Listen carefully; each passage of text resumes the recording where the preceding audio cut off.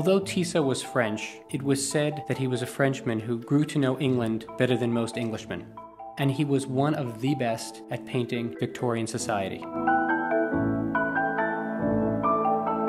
In the mid-70s, the owner, Mrs. Monique Uzielli, used to lend the work The Morning Ride by Tissot during the summers to the Metropolitan Museum of Art in New York. In 1974, when I was in high school and we were taken on a class trip to the Met, I saw the exhibition called Impressionist Epic. For a number of years after I started at Sotheby's, I would see this picture and look forward to seeing this picture every summer at the Met. But at the time, I had no idea who the owner was. About 10 years ago, I went on an appraisal visit to Mrs. Uzielli's home and was absolutely bowled over when I went into her bedroom and saw this amazing Tissot hanging over her bed. That was always one of her prized possessions, and she loved having it in her bedroom, so it would be the picture she'd see before she went to bed and as she woke up in the morning.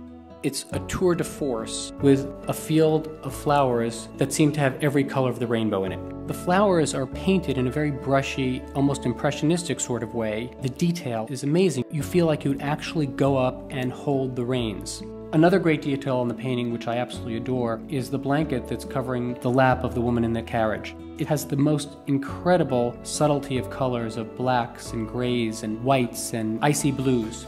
It's rare to have such a masterpiece by an artist come on the market, and in this case, given the spectacular quality, the condition which is superb, it's an opportunity for someone to acquire one of the great paintings of the 1870s. Giovanni Boldini was an Italian painter. He arrived in Paris in the fall of 1871. He had 5 months prior to that been in London, which is interesting when you think of Tissot, because as you know, Tissot left Paris June 1871, so he and Boldini would have overlapped in London. We actually have 2 Boldinis in the sale. It's very interesting to show this sort of progression of Boldini's career and his style.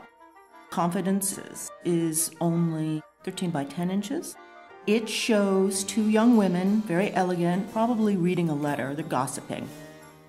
So you sort of look at Boldini's progression. By the turn of the century, the paintings become larger than life size. And that will be the second painting that we have in the sale, which is a large full-scale painting of a woman, Mrs. Howard-Johnston. She's wearing a beautiful gown, a beautiful dress, because while it's about a beautiful woman, it's also all about what she's wearing. And this is very, very clear when we look at the details of the dress, especially the lower third of the painting. It's an explosion of all these textures as you stand back from it, but when you get close to it, and really shows how Boldini's painting.